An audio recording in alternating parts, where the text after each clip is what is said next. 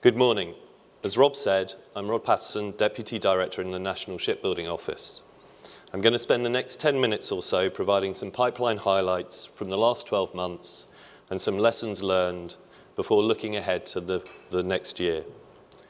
To begin with, a brief reminder of the intent behind the development of the pipeline.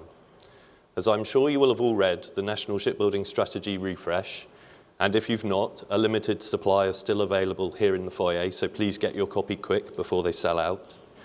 Chapter 3 sets out the government's demand signal and policy, including the 30-year cross-government shipbuilding pipeline. That's over 150 new vessels captured from across the whole of government, including devolved administrations too. Where the previous strategy focused on naval shipbuilding, the pipeline expands to include everything from the future General Lighthouse Authority vessels, replacement vessels for the Isles of Scilly and Border Force, and a range of future research vessels. And, for the first time, the pipeline has been expanded to include smaller vessels, highlighting the diverse nature of the UK shipbuilding sector. Through this demand signal, the government is providing a continuous shipbuilding pipeline because it recognises that a boom and bust cycle is damaging for UK businesses and our programmes. A continuous pipeline also enables industry to identify efficiencies that will in turn strengthen value for money in our future programmes. With a pipeline that stretches out over 30 years, it's dangerous to expend too much energy focused on the first 12 months.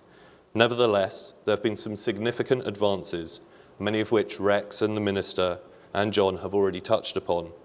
But some key pipeline highlights include the further £4.2 billion contract to BAE Systems to build the next 5 Type 26 frigates, building the total number built in Glasgow to 8.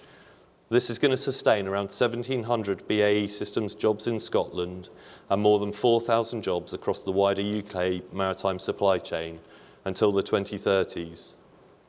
The next stage is on the building of the 5 Type 31s, with the steel cut on the second frigate, HMS Active, and with great progress with HMS Ventura.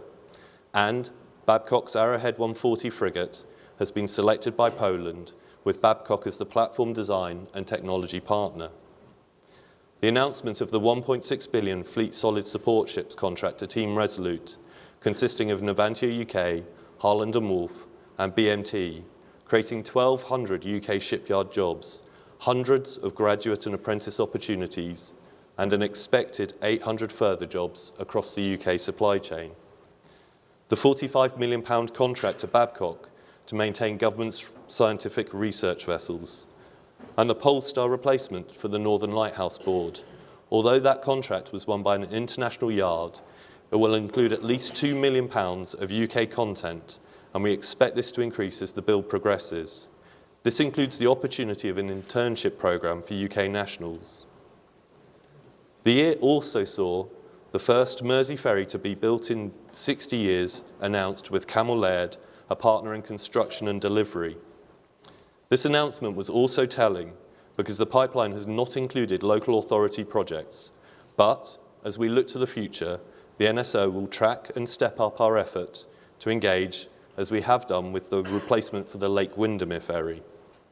I've concentrated mainly on contract awards or key build points, but of course this masks the massive benefit that the wider supply chain gets from all these schemes. Whilst the pipeline provides the sector with greater clarity to invest in capability and infrastructure, we must be realistic that some plans can and will change.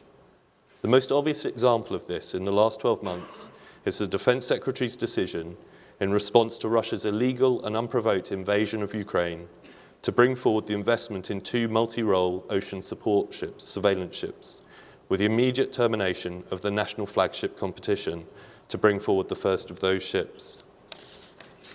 Indeed, with a pipeline spanning a 30-year period, it is inevitably going to be subject to change and will be agreed through future spending reviews. The NSO will therefore update it at each multi-year SR. However, we will be reliant upon industry in delivering programmes to cost and time so that we can minimise change and bring greater certainty. For the NSO, the pipeline is much more than a long list of vessel procurements. It's been integral in developing our understanding and evidence, and it exposes us to wider challenges and opportunities too. The pipeline has enabled us to build relationships with the programme teams across government who are responsible for delivery. We work closely to ensure that programmes are developed in line with the policy objectives set out in the refresh, right from initiation through to the in-service stage. The NSO is continuously working to maximise the opportunities for UK industry within our international and legal obligations. Whether it's seeking to influence programmes that were already well in train before the NSO, those we have joined from initiation, we are pleased with the level of engagement we have had right across government and the sector. A key role for the NSO is to facilitate the sharing of experience rather than treat each programme in isolation. In that regard, we've put in place a regular meeting of programme SROs, which provides an opportunity for knowledge sharing on broader issues. The NSO has also drawn on the network of programme leads to set up direct learning from experience sessions. These allow deeper dives as programmes reach different stages of maturity. We are very grateful to all those who have willingly and proactively offered their knowledge and experience. And the pipeline has been something of a lightning rod. Over the last year, a number of companies prompted by it have approached the NSO and our export arm, the Maritime Capability Campaign Office, to sound us out on wider commercial and export opportunities. Later today, I'll be returning to stage to focus on the opportunities in the offshore renewables market, where, working with Oric, BP and others, we will be developing a vessel pipeline going forwards. Looking ahead to the next year and beyond, you may well have seen a lot of press speculation about the defence budget and the naval shipbuilding pipeline in particular. Everyone here knows that this is a very challenging fiscal climate. We will all take stock post the imminent spring budget and future spending reviews.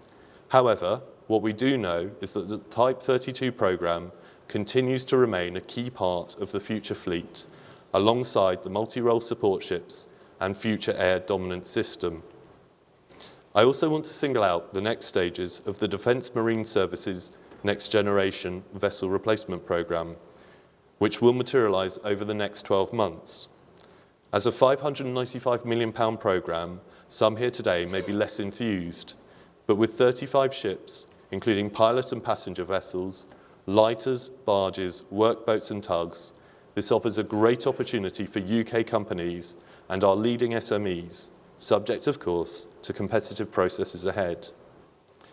The next year should also see important milestones reached in some of our wider government programmes too, such as the replacement for the Trinity House vessel Patricia, Border Force Maritime Capability, and the future of the Isles of Scilly cargo and passenger ships.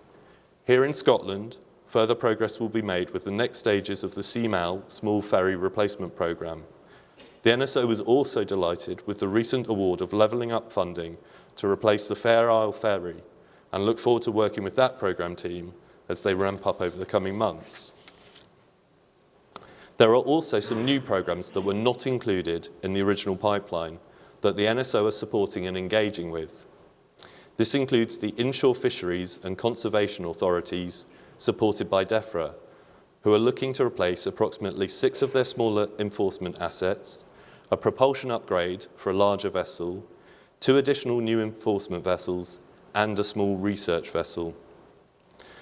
The NSO will continue to identify upcoming programmes and ensure UK industry are well informed.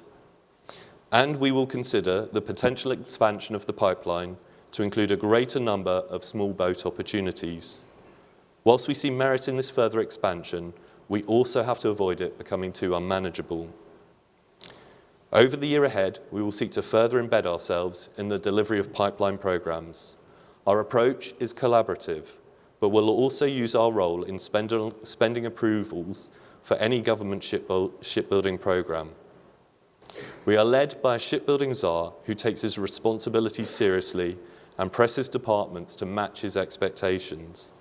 The NSO will continue to be robust in identifying opportunities and seek to maximise UK success, of course, within our legal obligations.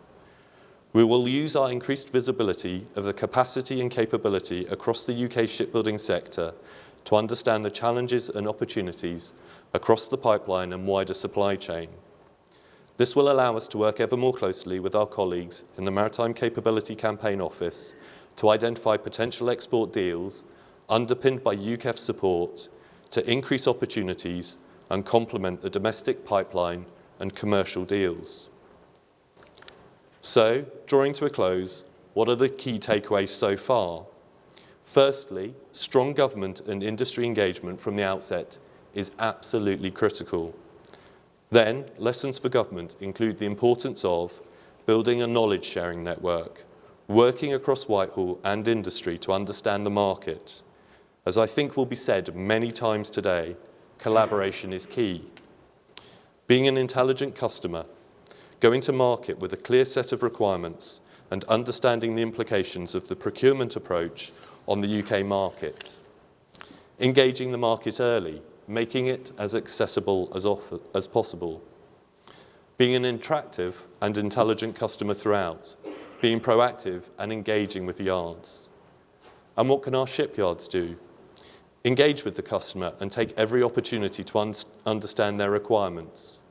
Learn the lessons gained through that process and adjust. Invest in preparing quality and comprehensive documentation.